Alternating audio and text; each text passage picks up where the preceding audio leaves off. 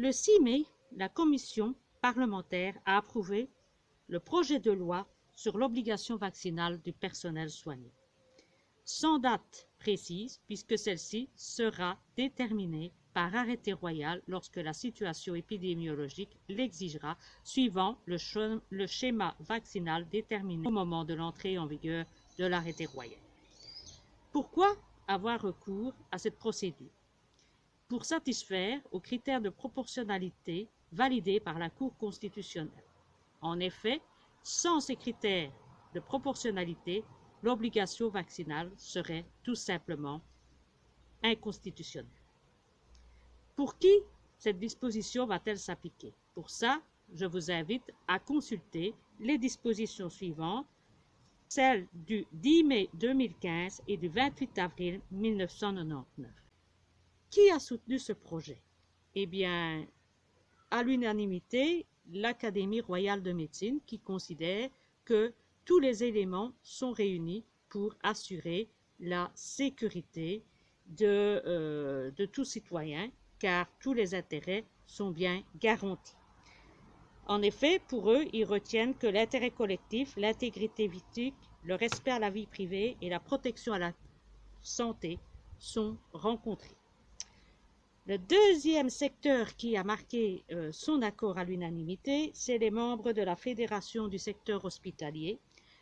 Troisièmement, les parlementaires. On peut citer que tout le monde a voté à l'unanimité, à l'exception de 3 partis, la NVA, le Vlaams Belang, le PTB, et les engagés qui, eux, n'ont pas pu s'exprimer, mais eux sont favorables à l'injection obligatoire, mais s'attardent plus, eux, sur le problème des sanctions. Pour les personnes qui ont des contre-indications, une procédure particulière a été mise en place. Dans ce cas, vous devrez rentrer une attestation documentée et pour ce faire, vous devrez vous rendre dans un centre de référence de l'État avec des médecins accrédités par l'État. Ce qui revient à dire que vous n'avez pas le choix de votre médecin, ce qui est contraire à la loi sur les patients de 2002. À savoir que si vos contre-indications sont validées, vous pourrez continuer à exercer en utilisant les gestes barrières. Question: est-ce que les gestes barrières sont efficaces ou ne le sont-ils pas? S'ils sont efficaces pour les gens qui ont des contre-indications, ils seraient également efficaces pour ceux qui ne souhaitent pas se faire injecter. Encore un raisonnement qui ne tient pas. Quel est l'objectif de ce projet de loi? Eh bien, il tient en 2 points. Le premier point, c'est de limiter la transmission, que ce soit du patient vers le personnel soignant qu'inversement. Deuxième objectif, c'est de protéger les personnes considérées comme des contacts à haut risque. Comment va se dérouler la procédure? Les personnes qui n'ont pas encore eu d'injection recevront par recommandé une lettre les invitant à s'expliquer sur les raisons de leur non-agissement. Ils ont 15 jours pour étayer leur motivation et ensuite le directeur général des secteurs des soins de santé du SPF public et de la santé de la chaîne alimentaire et de l'environnement rendra son avis qui sera favorable ou défavorable et la décision sera exécutoire le lendemain de l'envoi du recommandé. Alors, un point important aussi, c'est que bon nombre d'entre vous ont été en contact avec des personnes contaminées et donc ont un grand nombre d'immunités naturelles et ils pourraient faire usage d'un certificat de rétablissement. Eh bien ici, c'est exclu alors que les institutions européennes l'accordent, ce qui veut dire encore une fois de plus que l'État belge viole les dispositions supranationales. Venons-en aux sanctions. Deux situations se présentent, soit vous êtes contractuel, soit vous êtes indépendant. Si vous êtes contractuel, vous avez 2 possibilités. Soit vous acceptez la sanction, et dans ce cas, votre contrat de travail sera rompu sur la base de la force majeure. Et dans ce cas, eh bien, vous aurez droit au chômage dégressif. Si vous refusez la sanction, votre contrat de travail sera suspendu, vous serez donc sans revenu, sans possibilité de chômage, vous serez donc tout simplement sans revenu à partir du jour de la fin de la suspension de votre contrat de travail. Si vous êtes indépendant, eh bien, vous serez soumis au chômage Corona pour une durée très courte et ensuite, vous serez également sans rien. Pour les récalcitrants, bien, on vous rappelle qu'il y a toujours une injection qui existe et qui est écologique. J'en avais déjà parlé dans une précédente vidéo et je vous y renvoie.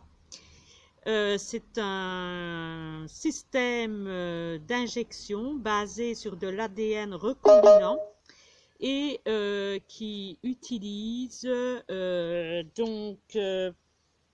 des lignées cellulaires d'insectes de l'espèce Poda terrafrugi. C'est en fait un papillon de nuit américain qui est une belle merde au fond parce que c'est un papillon qui détruit énormément les champs de maïs et qui, lorsque le temps est favorable, fait de très grandes migrations vers le Canada à des vitesses exponentielles de 500 km/h. Et récemment, en 2016, il avait d'ailleurs traversé l'Atlantique pour se retrouver en Afrique où il avait fait énormément de dégâts.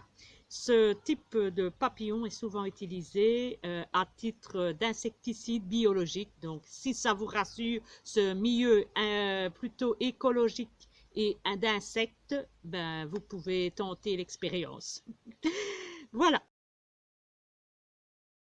Les seuls partis qui ont voté contre, c'est le PTB pour la Wallonie, pour la Flandre, le Vlaams Belang et la N-VA. Il faut souligner que les engagés ex-CDH, eux, n'ont pas pu s'exprimer, mais ils sont néanmoins pour l'obligation, mais ils s'attardent beaucoup sur les sanctions, quant aux autres, ils ont tous voté à l'unanimité. Que vont devenir ces 13 000 personnes qui sont concernées? Et nous, en tant que patients, que doit-on s'attendre, puisqu'on sait déjà qu'il y a énormément de pénuries, qu'on doit attendre très très longtemps avant d'avoir un rendez-vous pour avoir un service à la personne, et comment est-ce que ça va tourner le jour où cette disposition sera d'application? Que va-t-on faire de ces personnes, qui sont tous pour la plupart des personnes universitaires ou d'écoles, de hautes écoles, qui ont fait des études de très longue durée pour certains, puisque certains ont passé 7 ans, mais pour les plus chevronnés, il y en a de ceux qui ont passé 15 ans de leur carrière estudiantine à l'université. Que va-t-on en faire? Comment va-t-on les reclasser? Ce sont des gens qui sont très brillants, mais dans leur matière et dans des matières très spécifiques. Une autre question à se poser, c'est que pour ceux qui seraient à l'âge de la retraite, eh bien ceux-ci ne disposent pas, et très souvent, d'une carrière suffisante que pour pouvoir partir avec 45 années, puisqu'ils ont commencé à travailler tardivement. A-t-on pensé à eux? Que va-t-on devenir? Comment va évoluer le service des soins à la personne? Eh bien ça, je vous laisse découvrir lorsque l'arrêté royal sera d'application. Je vous dis à bientôt, prenez bien soin de vous, courage à vous et on imagine déjà un automne très chaud. À bientôt, à la semaine prochaine.